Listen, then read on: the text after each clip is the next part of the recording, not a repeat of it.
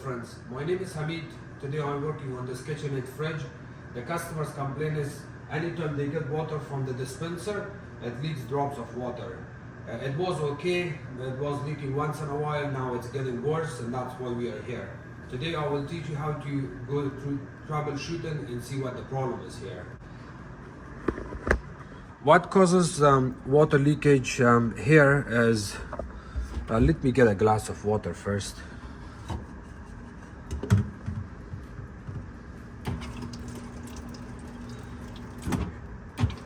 You fill with water, and then after that you will see it leaks. It keeps leaking water, and that's why the customer has this paper towel here to catch the water leakage. What causes this water leakage is, the first thing we're going to look into is the water filter. I ask my customer how often they replace the water filter. If the water filter is not replaced every 6 to 9 months, it will cause this issue. If the water filter has a crack, it will also cause the same issue.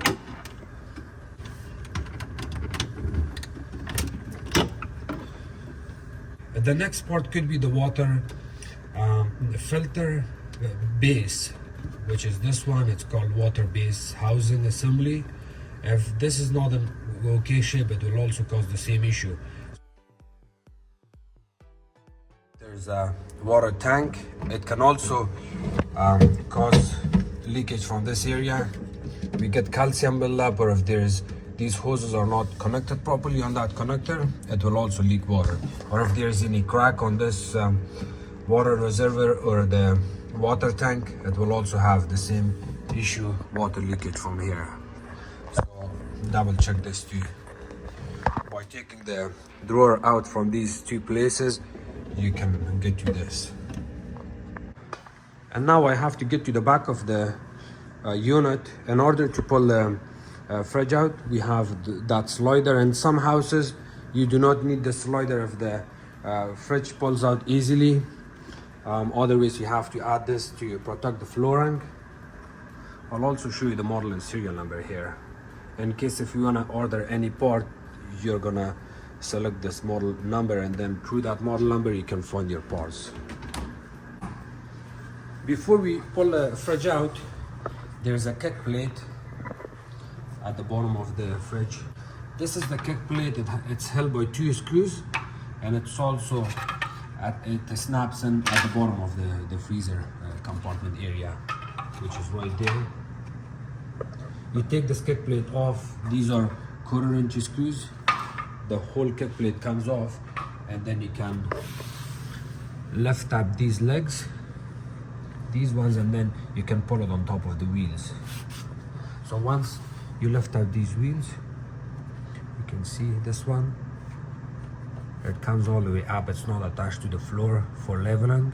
Now you can turn it on top of these wheels. It's exact same thing on both sides.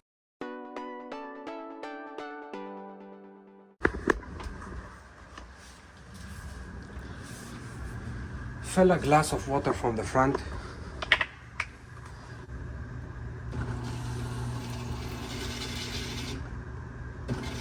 Okay, stop it now. Thank you. The water has stopped, and I can see these bubbles going through here. See that bubble? See this? Can you give me the marker, please, from the green box? See this bubble? There's another one right here. Thank you. So here you go. I'm gonna put the line right here, and look at the bubble. This is the bubble.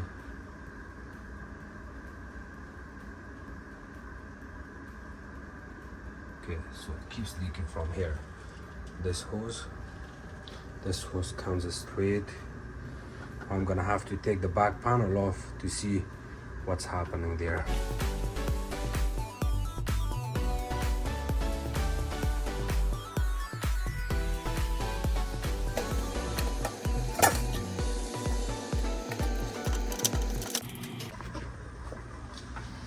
see where the water valve is.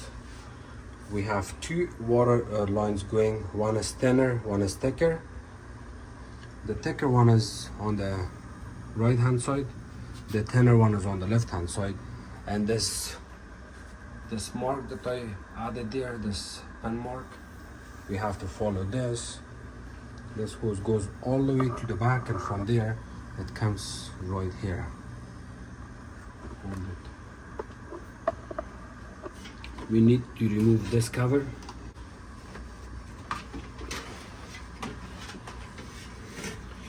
When we disconnect this water line, we are gonna have all the water coming out from here.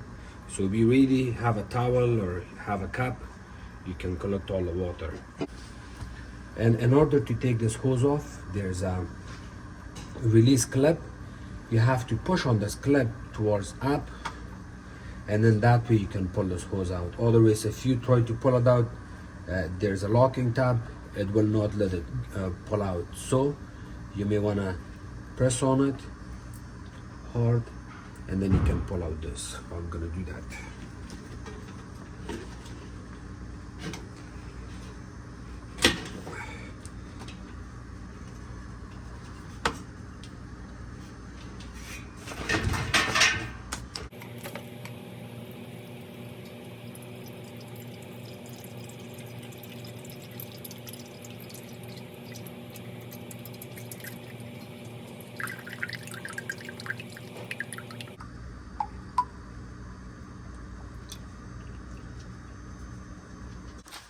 Want to check for the cracks or holes on the hose. If we have any kind of crack in the line here, on any of these lines, the only thing I can see here is a couple of smaller scratches, and the front is right here. It also doesn't look very smooth. So what I'm gonna do is I will cut this from here, and we will try it again and see how it goes. Anytime you cut these hoses, make sure you cut at the straight, not in the wrong way. So just go straight cut a little bit forward.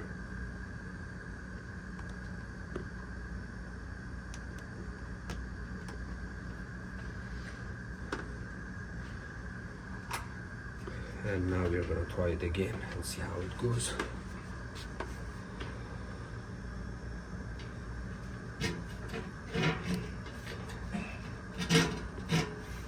Okay, now we can go to the front and try to get some water. Okay, that's good. Here's the bubble.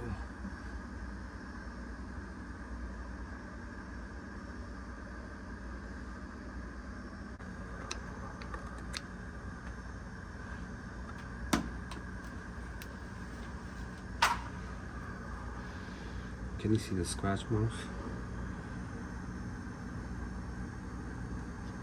We connect this back again here.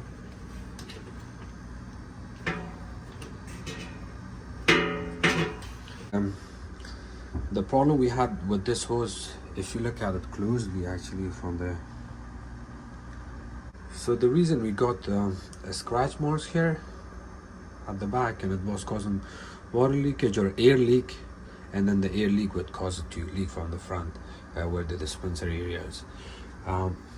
This part usually stays at the bottom of the water valve, and it looks over time the vibration, the movement and vibration causes this hose to get the scratches and the small tiny holes like that and leak water.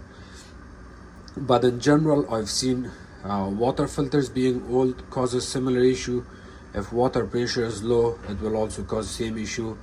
If the water filter housing that runs through the back of the filter comes all the way here, one goes here, another one goes on the main water valve, that also causes similar issues, but luckily that was not the problem. We just had to cut this hose. It goes in on the middle there? Yeah, it goes, but well, they got a plastic here, but it's at the bottom. So when it's at the bottom, it kind of attaches to the back of the fridge in this area, and over time, vibration and movement. It's a good idea. Yeah, sure. Sure. Well, since I cut it now, it's short, so it's not going to touch anything.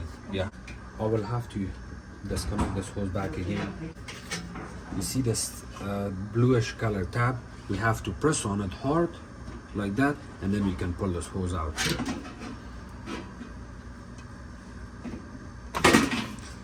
It's gonna leak water, so have a cap. Each time you open it, it's gonna leak. Look at it, how much water it's gonna leak.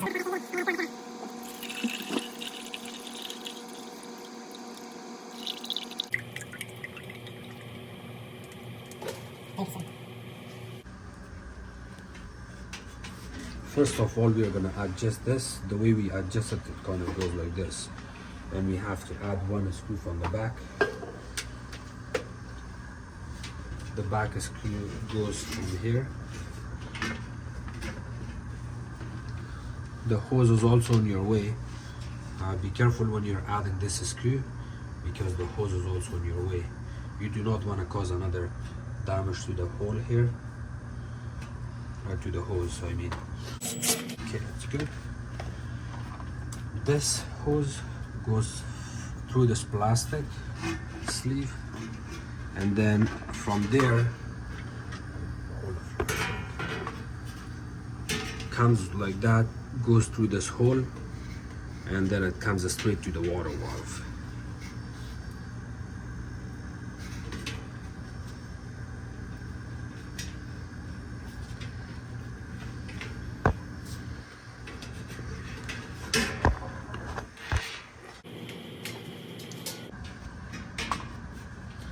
When you insert this, before you put the back panel back in, ask the customer to fill a cup of water from the front to make sure you don't get any water leakage here. Can you fill a cup of water from the front, please? So he's filling with water, and now you're gonna check to see if there's leakage here. If it's not installed properly, it's gonna leak water. Okay, we are good. Just here, you got the water on? Yeah. It's gonna take about 10 seconds before you get water.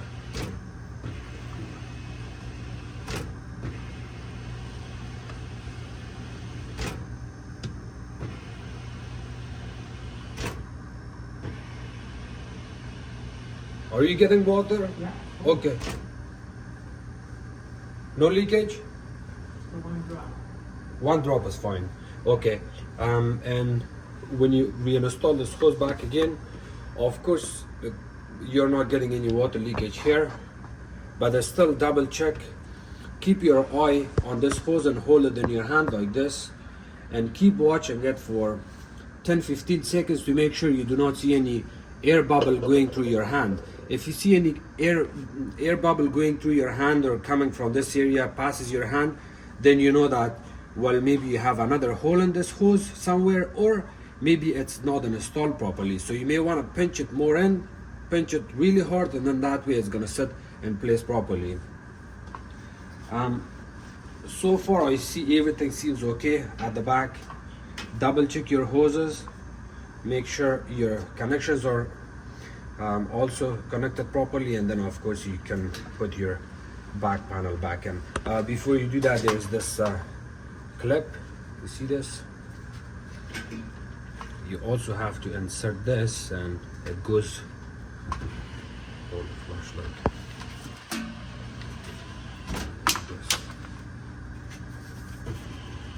This goes between these two. Just push it in. It sits like a skirt.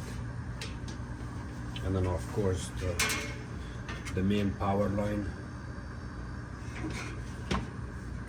If you're wearing gloves, I recommend wearing gloves because this panel is also very sharp. If you have experience working on these units, it's okay, but if you're new in this, or if you're a new homeowner that you want to work on your fridge, please wear gloves, otherwise you're going to cut your hands with this sharp back panel. And then when you install your power cord, you see it has a cut line in here. You see this line here? This line gets inserted between these two. Here, insert it slowly, wiggle it back and forth. It goes all the way down, and then you can put your back panel back in. For the back panel, it's also a little bit tricky. You see the way this opening is? This opening stays out from the back side of the fridge, and the rest of the panel gets inserted inside. The same thing on this side. Line it up, and now you can add your screws. I'll just put a piece of duct tape, or you can add a foam or cardboard piece, something so this hose will not get attached here, and because of the vibration and movement, customer may have the same problem in the next 5-10 years. We don't want that. So if you add a piece of foam, thank you, sir. Thanks. A piece like this is enough. Just go like that. Here you go. Perfect. Good job. Oh, wait a sec, there's still one more thing back here. What is this? What is it? One more. Oh, it's just on paper. Okay. I thought it was gonna start screeching. Okay, so deep, you're gonna push. Push it towards me, that's really the cabinet.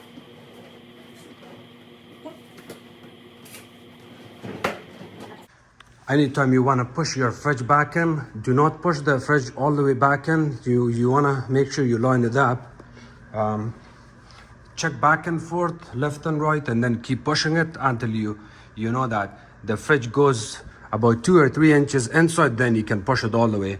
Otherwise, if you only pay attention on one side of the cabinet and the fridge, then what happens is other side is going to hit this area, and then you're going to have a smaller scratch or damage on the cabinet. So be careful with both sides when you put your fridge back in, and then once you know it's a little bit in, you can push it all the way back. Always put your hands on both sides of the fridge instead of handles, so that way you're more safe. You see these handles? This handle is loose, this handle is okay. When you're working on a fridge, you're doing something, you kind of pay attention on these handles. They come loose over time. You can retighten it, it's easy. You just have to use Allen key or city screws. Sometimes customer has the city screw, otherwise you can use an Allen key. Open both of these. There's one screw that goes straight into the door. You retighten that, and then after that put your handle back in and retighten it. That will fix the problem. When you push the fridge back in, you want to make sure it's level to the floor, it's balanced left to right.